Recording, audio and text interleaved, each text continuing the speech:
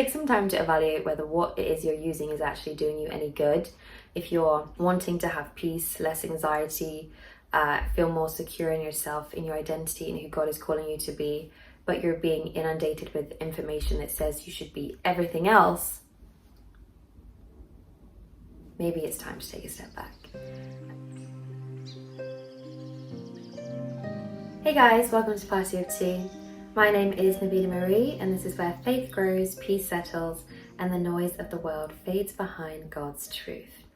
For those of you who are new here, I'm a Christian life coach, and I share my own testimonies and revelations that I have whilst on my walk with the Lord in hopes to inspire and encourage you on your walk with Him too. Now, I feel like I've been saying this for the last 3 videos, but today's video is going to be slightly different. I usually come on here and teach and share my little revelations that I have, like I said, but today I just wanted to give you a little update, as I'm sure you're aware by the title, and that is that I'm choosing to come off of social media. I usually have a little bullet point list or a slide of the points that I'm going to cover in the video, but today I'm being brave and I'm just going to freestyle it. So if it does come off in a less than structured form that you're used to, then please forgive me. But today I'm just here to ramble and let you know why I'm no longer on Instagram. So the short version is 2 reasons. I don't like social media, and I also feel like God has called me to step away from it. I actually deleted it a couple of years ago. I think just as I got saved, so just after dedicating my life to the Lord.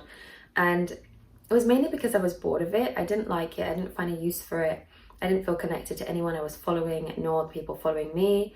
And funnily enough, I actually had a blog and a YouTube channel before coming to the Lord. And one of the topics that I wrote on there was that it's not normal to carry everyone that you have met in your life with you and have access to their lives all the time. And I feel like that's what Facebook is, that's what Instagram is. You meet someone at work, you meet someone at a party, you meet someone at an event, you follow them, and now for some reason you need to keep up with the details of this person's life that you had a 20-minute conversation with 7 years ago.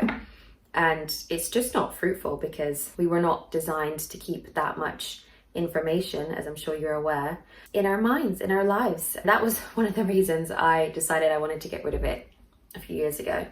And then I came back because I was meeting people in church, and the different events and just the places I would go to and meet new believers along my journey that I really do believe God placed in my life for that particular time. And I was also receiving words and just downloads from God in regards to who He's made me to be, what my calling is, and all of that sort of stuff. It kind of frightened me because before I gave my life to the Lord, I wanted to be famous. I had different aspirations of doing this and doing that. But I surrendered all of that when I came to God and was actually quite afraid of fame once my spiritual eyes opened and I kind of saw who was behind the industry. So then I got Instagram back because I felt like it was something I needed to do based on what God has called me to do, and just started brainstorming how I would, as they all do these days, produce content for the app. Now, I'm not going to go into all the reasons as to why I think social media is toxic. We've been talking about it for 5 years now. I recently watched, however, and I'm really late because I remember when this came out, the film The Social Dilemma. There was something that really convicted me, and that was a little quote that they put in the middle of the film that says, "There's only 2 industries that call their consumers users, and that is the social media industry and the drug industry." And I was like, oh my gosh. The reason I decided to watch it is because I started to see just how addicted I am to my phone and to social media, and just how scattered it makes me feel internally, and just the influence it has on my everyday well-being in terms of my internal world. And if you see my last video, I shared very sporadically that I'm currently going through a season of slowing down because my health is not the strongest, and one of the reasons is just from going way too fast and pushing myself past boundaries that are not normal, especially for my size and frame. That I just don't eat, or I'm not sleeping, and God designed us with limitations. We're supposed to be eating, sleeping, and drinking, and just nourishing ourselves in between the work that He has called us to do and the relationships He desires us to have with Him and other people. And so I wasn't doing that, and so I'm pretty much burnt out. But one of the stresses of that is just chronically being online, and the amount of information that our brains process just on like TikTok, if you're just on there for 30 minutes, let alone the 2 hours that some of us sometimes end up having on there. And then you switch over to Instagram, and then if you're on YouTube, and then, you know, people are sending you memes and shorts and everything, and it's just, there's no rest. You're always plugged into some, I don't know what word you want to use, matrix, or just some form of information. On an emotional level, it's overwhelming, but on a physiological level, your brain is not designed to be flicking through 7-second pieces of information that are so like stark in contrast. It's just not healthy. But God revealed to me that like this is not healthy, and it's also affecting your ability to like just hear me, to have the peace that I've given you, to be emotionally stable throughout the weeks, because you are essentially tricking your brain into experiencing these wide range of emotions within seconds, and you're just not designed for that, basically. And so I was convicted on the health aspect of just the nature of the app is not conducive to where I want to be right now, so I'm getting off of it. The next reason is because Jesus says if your right hand causes you to sin, cut it off.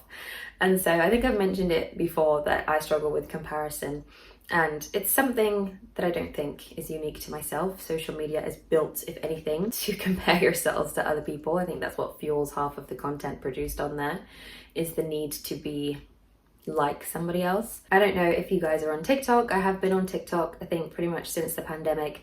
Off and on, I've taken like a year out, kind of like every other year, and then I get sucked back in for a few months. But I haven't been on it, to be honest, so I couldn't tell you what's trending at the moment. But I know there's just a constant influx of weekly trends that everyone is trying to like adopt. I don't know how old these trends are again, but there was the mob wife, the clean girl, vanilla girl, dark feminine, which by the way is Jezebelic. All these different looks, these different products, these different trends, these different ways to be a woman. And I know a lot of these users are just young people, but no one has their own identity, and it's really annoying that we just fixate over one for like a period of time that's usually no longer than like a month, and then we jump straight to the other. Not only does it fuel consumerism, because there's usually products that go with it, but it's like no one has their own sense of identity, and I've fallen victim to this myself. Especially I think clean girl was like one of the first things that came out that was trending as an aesthetic on TikTok. But like it's just too much, and I've spoken about makeup and how the Lord has kind of refined my relationship to it in previous videos. If you want to watch that, I can link that up below. But it's just too much. There's just actually a lot going on, and on top of the fact that everyone has something to say, everyone's a coach.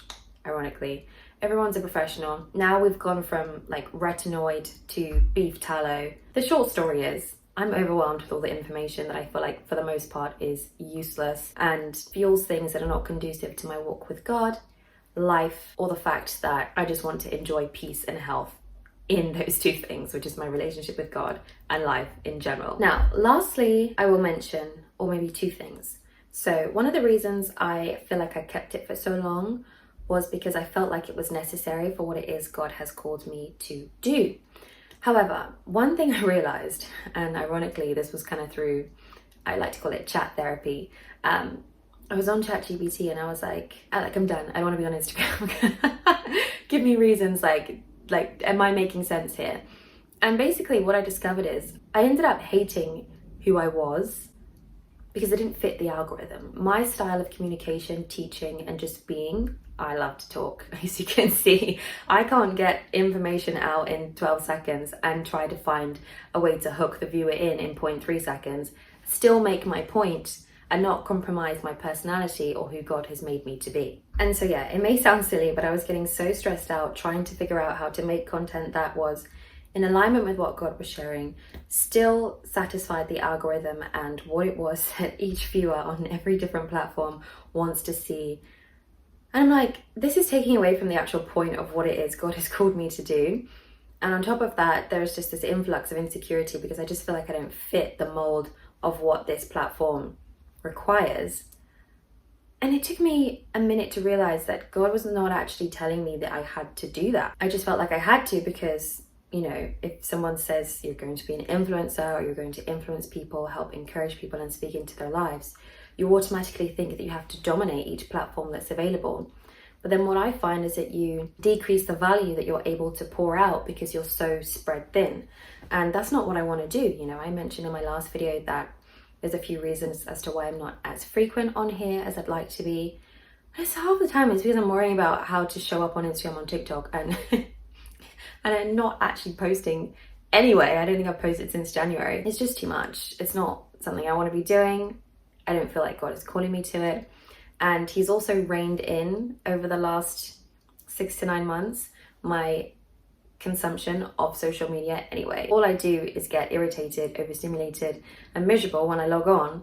And so let me just log out. Now, the final point I think I'll make is something that may be a little bit, I don't think so sensitive, but I think if I was on the other side, I don't know how I'd feel. But I don't like how Instagram, or just social media in general, has made you so accessible to people. Now, this is something that I really struggled with because, again, one of the main reasons I kept it for so long was because I felt like I needed it based on what it is God has called me to do. You guys know that I've made myself available to you through coaching and stuff like that, and I'm always open to answer your questions and to help you. And I love doing that. But I think we should revert back to email because there's no difference having someone across the world who I don't know message me on Instagram versus if you have my number. Like, you can call me on Instagram, you can FaceTime me on Instagram, the message still comes up like it's a text message. And I just feel like it's so overwhelming, and it's not personal to do with any like individuals or anything like that. But to feel that I have to be present because of a potential stranger that needs me at every given moment because of a YouTube video that I made, it's just not what God has called any of us to do. Because the only person who is available 24/7 and has the capacity to pour into your need 24/7 is God.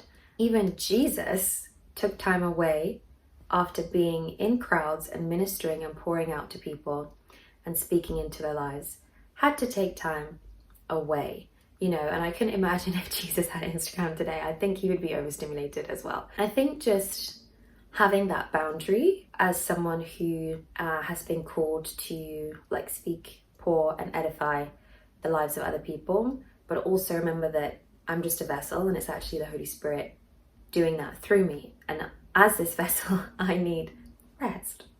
I need rest, and I need also to be filled by the Lord as well. It's not a public declaration to just stop talking to me. I'm always here and I'm always open to respond to you. My email is still in the description box. And again, like questions, I love answering and I genuinely love helping you. And obviously as a Christian coach, I'm here to help you as well. But just the entitlement that, and again, this is separate to myself now, but the entitlement that I think we as a generation have come to expect because of the instant access we have to people all the time is just too much. Now, I'll give you an example of my own guilt in this. It was literally a few days after I deleted Instagram, and I think I must have been thinking about a TV show that I used to watch, a reality TV show, and there was a particular person in it, and I just thought to myself, oh, I wonder what they're getting up to now. And I grabbed my phone to open Instagram to search for their profile. Then I remembered I didn't have it, and then I kind of just checked myself, and I was like, wait a minute, I feel entitled to know what this person is doing because I watched them on a show X amount of years ago, and I actually have access to do that. All I need to do is log on and go on their Instagram because they're very active on there anyway, and just snoop through their life. And I was like, that's so weird. That is actually very weird because this person does not know me. I do not know them. I watched them on a TV show once and I can just click on their story and find out what they've been doing in the last 24 hours. It's just, I think it's weird. I think it's weird and I'm logging out, honestly. And I'm not saying it's permanent, but I just can't see myself getting back on ever at this moment in time. Unless, again, maybe God calls me there or if I have a business that needs it.